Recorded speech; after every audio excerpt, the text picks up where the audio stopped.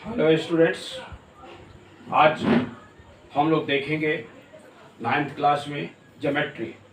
और ज्योमेट्री का जो चैप्टर होगा वो लाइंस एंड एंगल्स।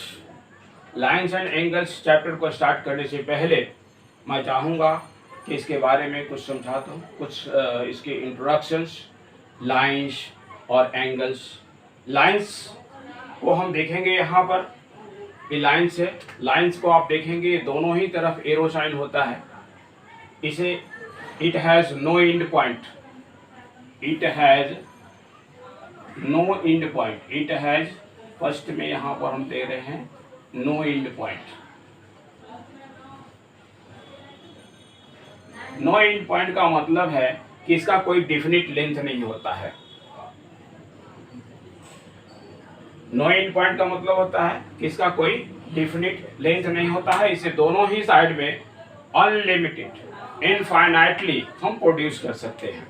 ठीक है, इसके बाद हम सेकंड देखेंगे। यहाँ पर सेकंड में है आपका रे। रे के बारे में भी हम लोग जान लें। यहाँ पर रे में देखेंगे इस तरह का साइन होता है रे का, और ये इसमें जो है it has one and point, one and point, इसमें वन एंड पॉइंट होता है। आप कभी भी किसी भी जलते हुए बल्ब के सामने अपनी आंख को थोड़ा सा बंद करके यदि आप देखेंगे, थोड़ा सा हल्का बंद करके यदि लाइट को आप देखेंगे, तो उस बल्ब से रे आपको निकलता हुआ नजर आएगा। तो बल्ब जो उसका एंड पॉइंट हुआ वो उसका जो रे है वो अनलिमिटेड, इनफाइनाइटली होता है। यानी इसे वन साइड इनफाइनाइटली प्रोड्यूस कर सकते हैं। Means it has no definite length. A line has no definite length, और ray has no definite length। और थर्ड जो है आपका है line segment. Line segment, line segment में देखेंगे कि यहां पर ये भी एक लाइन सेगमेंट है। यहां पर it has two end point, यानी टू एंड पॉइंट। इसके दो एंड पॉइंट होते हैं। इसे किसी भी साइड में प्रोड्यूस नहीं किया जा सकता है। Means it has definite length, यानी इसका जो लेंथ होता है वो डिफिनिट होता है। तो ये हम आप देख रहे हैं यहाँ पर लाइन, रे और लाइन सेगमेंट। इन सब का हर जगह जो है ज्योमेट्री में बहुत ही जरूरत होती है। हर जगह इसे हम जानते हैं। और इसमें कुछ यदि हम और भी देखें, जैसे मल्टीपल चॉइस क्वेश्चंस में आपसे ये पूछा जाता है कि how many line can be draw from a point. एक पॉइंट है, इस पॉइंट से हम कितने लाइन ड्रॉ कर सकते हैं। तो देखिए यहाँ पर हम ये जो है अनलिमिटेड यानी इनफाइनाइट लाइन ड्रॉ कर सकते हैं। बहुत सारे लाइन हम ड्रॉ कर सकते हैं। तो इसका जो आंसर होगा कि अनलिमिटेड और इनफाइनाइट। दूसरा क्वेश्चन ये भी पूछा जाता है कि how many line can be drawn from two points. जैसे सपोज दैट यहाँ पर एक पॉइंट है, यहाँ पर पॉइंट है ए और बी है, इससे आप कितने लाइन ड्रॉ कर सकते हैं। तो क्लियरली है कि only one line. I can draw only one line from two given point. And three given point है, थ्री गिवन पॉइंट, और थ्री गिवन पॉइंट में भी कई तरह के पॉइंट है। एक जिसमें कि एक को हम नॉन कोलिनियर पॉइंट कहते हैं और दूसरे को कोलिनियर पॉइंट कहते हैं। नॉन कोलिनियर पॉइंट जो है वो इस तरह का होता है। यदि नॉन कोलिनियर पॉइंट से यदि पूछा जाए कि how many line can be drawn from non collinear point, तो यहाँ पर हम क्या लिखेंगे। यहाँ देखिए एक भी लाइन हम ड्रॉ नहीं कर सकते, क्योंकि लाइन जो भी होता है वो बिल्कुल स्ट्रेट होता है। तो यदि हम ये पॉइंट से ड्रॉ करते हैं, तो यहाँ से ए ड्रॉ करते हैं, तो थर्ड लाइन यदि ए है, बी है और ये सी, थ्री पॉइंट्स है, तो यदि हम लाइन ड्रॉ करते हैं तो ए और बी से ड्रॉ करते हैं तो एक दो ही पॉइंट क्रॉस करता है। यदि हम बी और ए और सी से ड्रॉ करते हैं तो दो ही पॉइंट क्रॉस करता है। बी और सी से ड्रॉ करते हैं तो दो ही पॉइंट ड्रॉ करता है। यानी we can not draw any lines from three non collinear points. लेकिन यदि कोलिनियर पॉइंट यदि आपका गिवन है, जैसे मान लीजिए यहाँ है, ये पॉइंट है, ये पॉइंट है, थ्री और मोर पॉइंट्स, तो इसे यदि ये स्ट्रेट लाइन में है तो इसे हम कोलिनियर पॉइंट कहते हैं। कोलिनियर पॉइंट से ओनली वन लाइन हम ड्रॉ कर सकते हैं। तो हमने यहाँ पर आपको बताया, यहाँ लाइन, रे, line segment, how many line can be drawn from a given point, how many line can be drawn from 2 points, how many lines can be drawn from 3 non collinear points, how many line can be drawn 3 और मोर collinear points. अभी हम बात कर रहे थे lines के संबंध में। अभी अब देखेंगे एंगल्स। एंगल्स हम देखेंगे कि it has 2 sides and 1 vertex. किसी भी एंगल को फॉर्म करने के लिए 2 साइड्स की जरूरत होती है और 1 vertex. If 2 sides intersect or meet at a point, then the angle will be formed. यदि 2 साइड एक दूसरे से मिलते हैं या फिर एक दूसरे को इंटरसेक्ट करते हैं तो वहां पर एक एंगल फॉर्म होता है। तो यहाँ हम देखेंगे, एंगल की बात करते हैं। जैसे यदि यहाँ पर देखें, एक साइड ये है, यहाँ पर देख रहे हैं कि यहाँ पर 2 साइड्स है, एक ए और एक ओ और यहाँ पर बी। तो यहाँ पर देख रहे हैं 2 लाइन सेगमेंट्स है, यहाँ पर O A and O B. 2 line segments यदि पॉइंट ओ पर मिलते हैं तो यहाँ पर एक एंगल फॉर्म होता है और ये जो एंगल फॉर्म होगा 180 डिग्री का। यदि 2 लाइन किसी पॉइंट पर मिलते हैं और तब वहां पर एक जो एंगल फॉर्म होता है और वो स्ट्रेट लाइन बनाते हैं, तो वहां पर जो एक एंगल फॉर्म होता है उसे हम स्ट्रेट लाइन एंगल कहते हैं। दूसरा है, जैसे आप देखेंगे यहाँ पर 2 लाइंस मिल रहे हैं, यहाँ पर एक ए है, ओ है, बी है। इस तरह से ये 2 लाइन एक दूसरे से मिल रहे हैं, ओ ए और ओ बी। यहाँ पर ओ इसका वर्टेक्स है, ओ ए एंड ओ बी इसका साइड्स है और इस तरह से यहाँ पर एक एंगल फॉर्म होता है। इस एंगल को हम AOB angle AOB, angle BOA और एंगल O कह सकते हैं। यहाँ पर यानी मिड पॉइंट पर जहां पर इंटरसेक्टिंग पॉइंट होता है वो पॉइंट ही उस एंगल को इंडिकेट करता है।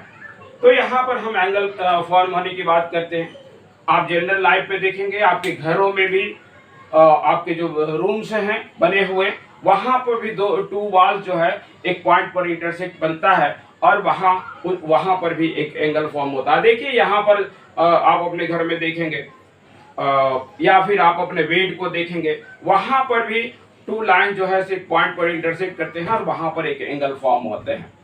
ऐसे जो है देहातों में आप देखेंगे साधारणतः जो है यहाँ इसे हिंदी में हम कोन कहते हैं, लेकिन देहातों में इसे जो है कोन का ही बिगड़ा हुआ रूप कोना होता है। तो लोग इसका यूज करते हैं कि कोने में एक सामान रखा हुआ है, देखो कोना में कोई सामान रखा हुआ, इसका यूज करते हैं। तो कोन का बिगड़ा हुआ रूप है और इसी का इंग्लिश रूप जो है वो एंगल है। तो यहाँ पर हम लोग देखते हैं एंगल। अब इसके हम टाइप्स की बात करते हैं। तो टाइप्स यदि हम यहाँ पर देखें तो there are many types of angle. Types में यदि हम टाइप्स ऑफ एंगल की बात करते हैं, टाइप्स ऑफ एंगल, तो सबसे पहला जो एंगल होता है वो होता है acute angle. Acute angle it is between 0 to 90 degree. Acute angle जो होता है वो 0 से 90 डिग्री का बीच होता है।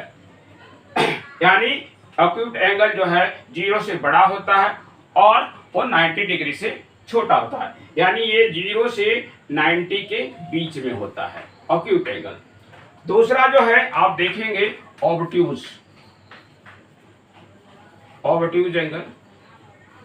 Obtuse angle it is between 90 to 180। ये जो है 90 से 180 के बीच में होता है। यहाँ पर यदि हम एग्जाम्पल की बात करें इसका, तो आपका ये 30 डिग्री देखिए, 45 डिग्री देखिए, 75 डिग्री, ये सारे के सारे ऑब्ट्यूज एंगल है। इस तरह से ऑब्ट्यूज की बात करते हैं तो 90 से इवो और 180 से कम, यानी 91 भी ऑब्ट्यूज है। 91 हो गया, 120 हो गया, 135 हो गया, 150 हो गया, 179 हो गया, 179, ये सभी जो है ऑब्ट्यूज एंगल कहलाते हैं। थर्ड है आपका राइट एंगल। थर्ड की बात यदि हम करते हैं, right angle. Right angle exact 90 degree, ये जो है एग्जैक्ट 90 डिग्री होता है। और यदि स्ट्रेट एंगल के बारे में तो आपको पहले ही बता दिया गया कि 180 डिग्री होता है।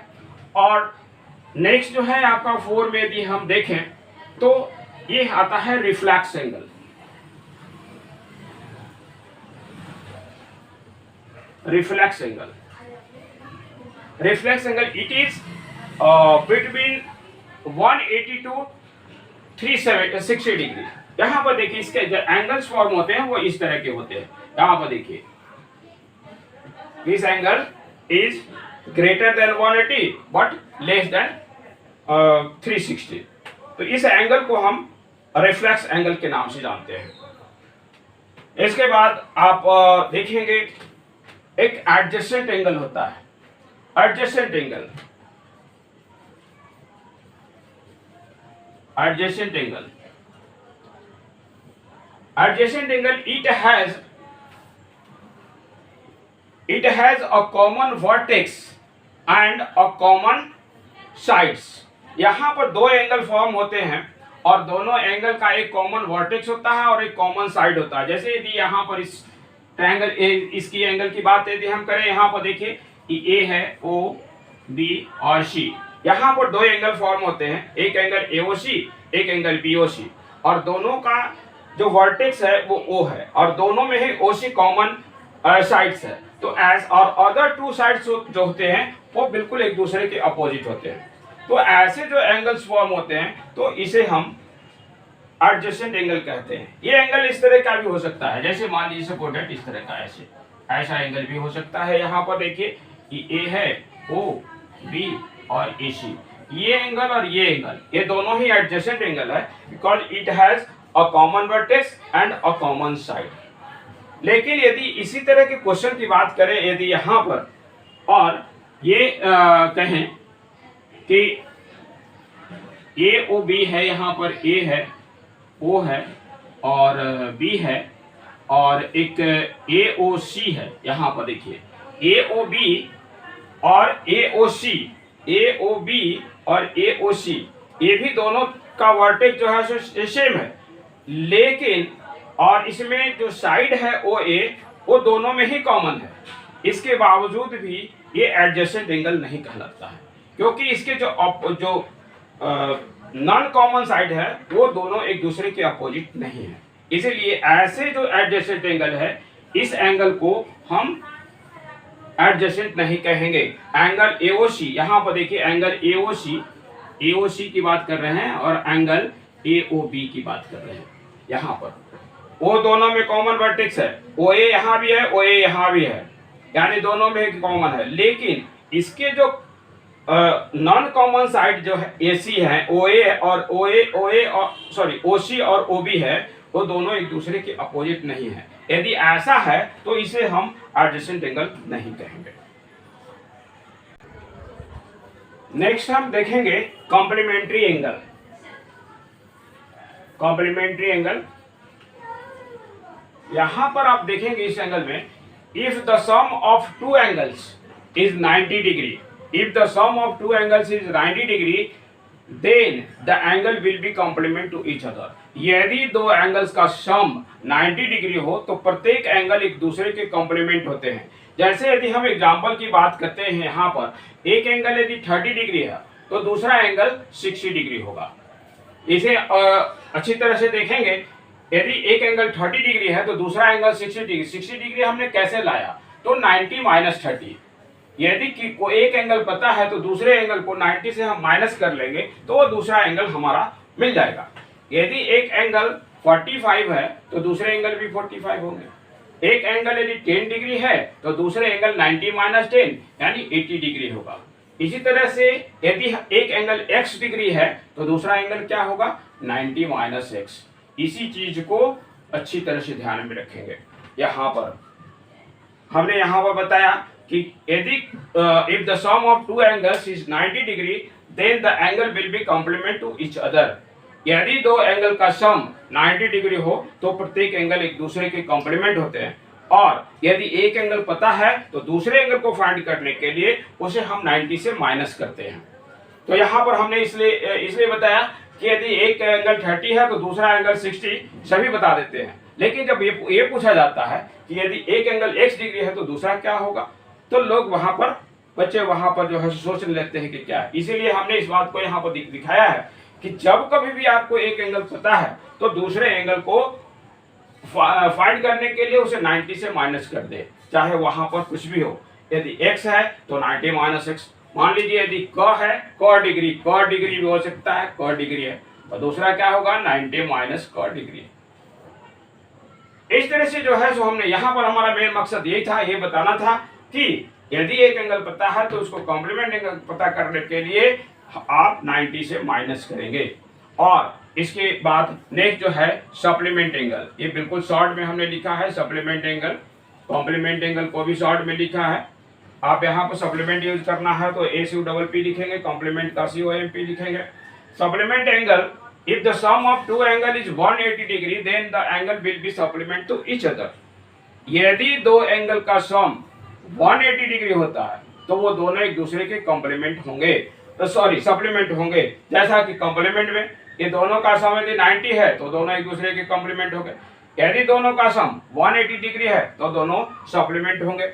और इसका भी एग्जाम्पल बिल्कुल इसी तरह कॉम्प्लीमेंट की तरह, यदि वन एंगल यदि 30 डिग्री है तो दूसरा जो है 150 डिग्री होगा। क्यों होगा? तो 180 से 30 को माइनस करेंगे। और इसी तरह से वन एंगल यदि 60 है तो दूसरा नंबर जो है सो 120 होगा। इसे भी फाइंड करने के लिए 180 से 60 को माइनस करेंगे।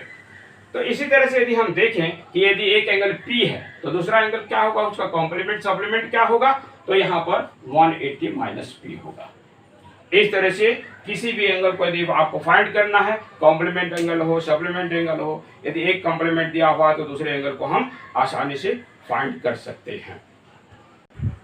नेक्स्ट वीडियो में हम RS अग्रवाल बुक का लाइन्स एंड एंगल्स का चैप्टर शुरू करेंगे, उससे रिलेटेड क्वेश्चन आंसर सॉल्व करेंगे और वहां पर देखेंगे कि कैसे जो है सो किसी क्वेश्चन को हम सॉल्व करते हैं, उसे जो है सो किस तरीके से करते हैं, कैसे उस पर जो है उसका कंसेप्ट हम लोग कैसे करेंगे, इस पर हम लोग विशेष ध्यान देंगे। तो आज के लिए इतना ही।